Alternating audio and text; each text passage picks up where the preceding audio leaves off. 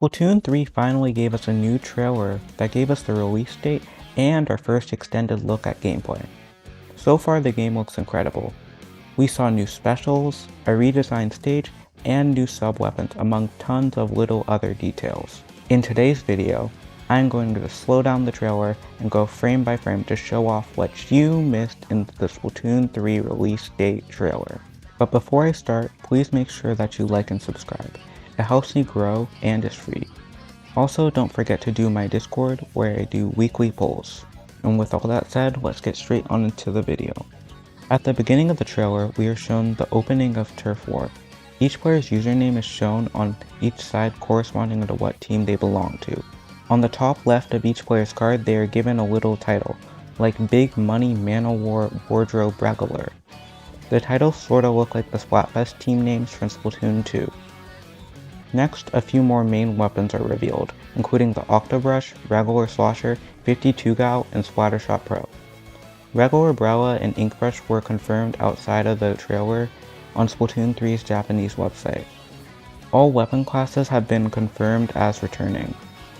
Combined with all the other trailers, we have seen E-Liter, Gold Dynamo Roller, a redesigned Range Blaster, 96 Gal, 52 Gal, Hydra Splatling, Splattershot, Sloshing Machine, Splooshomatic, the Undercover Bella, Gluga Dualies, Regular Roller, Clash Blaster, Regular Charger, Squiffer, and most importantly, the new bow weapon.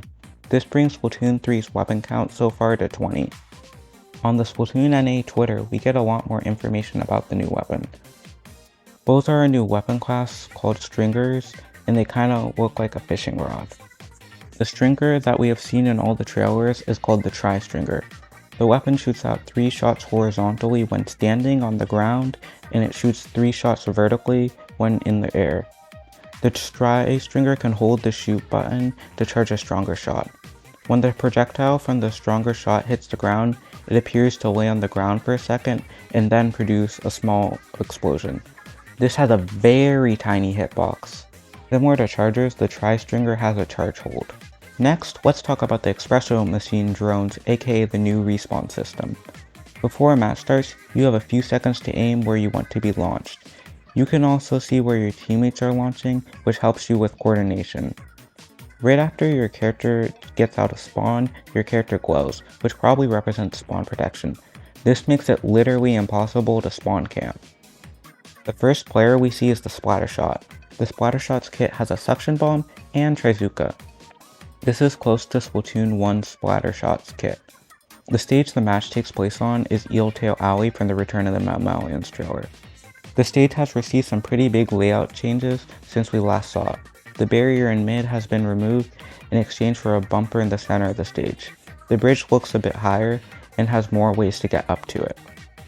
Next we see the 52 Gal that has a splash wall and Killer Whale 5.1. Killer Whale 5.1 on the 52 Gal probably cost 180 to 190 points. After that, the camera switches back to the Splattershot Pro. The weapon has a new unnamed sub-weapon and the Crab Tank for its kit. The special costs 200p. The new sub-weapon looks like a reworked point sensor. When it's thrown, it creates a line that paints a small amount. Similar to point sensor, if the line makes contact with the opponent, it will track them. The sub-weapon lingers for a second, then disappears. The sub-weapon probably does damage when it makes contact with an opponent because you can hear the damage noise when it hits the opponent. I could see people using the sub to quickly paint an escape for themselves or cut off an enemy's escape.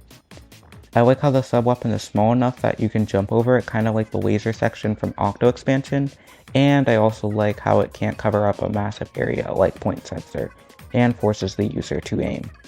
This is a really good rework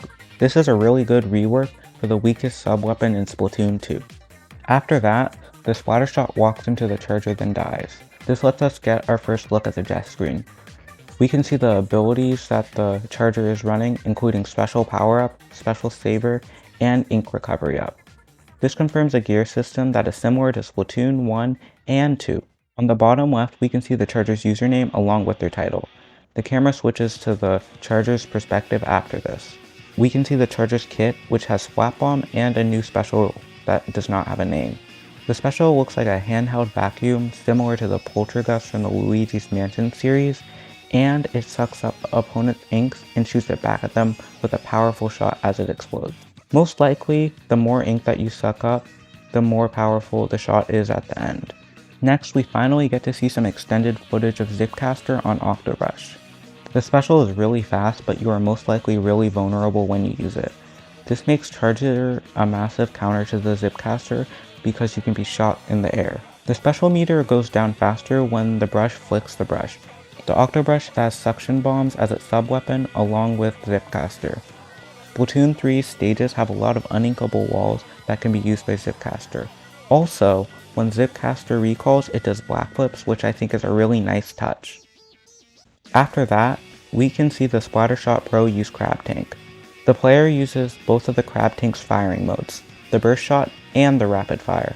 The special has a really low strafing speed, but looks very mobile in its ball form. Next we see Killer Whale 5.1 getting used by the 52 gal. The special locks onto players with an octagonal radius. We don't see that radius here because the video was recorded in spectator mode. This special is very similar to Tenta missiles in that you can choose who it tracks onto. However, it doesn't give away their exact location to their entire team like Tenta missiles. In my opinion, Killer Whale 5.1 is a much better designed form of Tenta missiles. The next special we see is a mix of Ink Strike from Splatoon 1 and Bomb Rush. The special lets you throw out 3 bombs that summon 3 mini Ink Strikes. The range on the bombs is much longer than your average bomb, but not super long like the range of an Ink Strike. The special forces you to get within a certain radius of your opponents, or else you won't be able to get value from it, similar to other specials like Booyah Bomb. The camera moves back to the Tri-Stringer and we get to see its kit. It has Disruptor from Splatoon 1. This probably means Disruptor is coming back.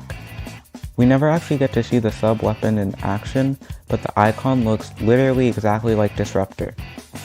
Disruptor was a sub-weapon from Splatoon 1 that was like Toxic Mist, but you couldn't get rid of the effects if you were hit by it until a certain amount of time passed. For this reason, it was arguably the best sub-weapon in Splatoon 1. Tri-Stringer also has Killer Whale 5.1 as its special weapon.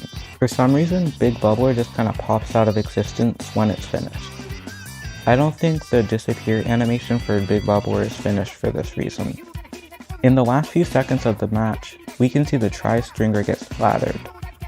When the stringer falls to the ground, it has physics and reacts to the splattered player's momentum.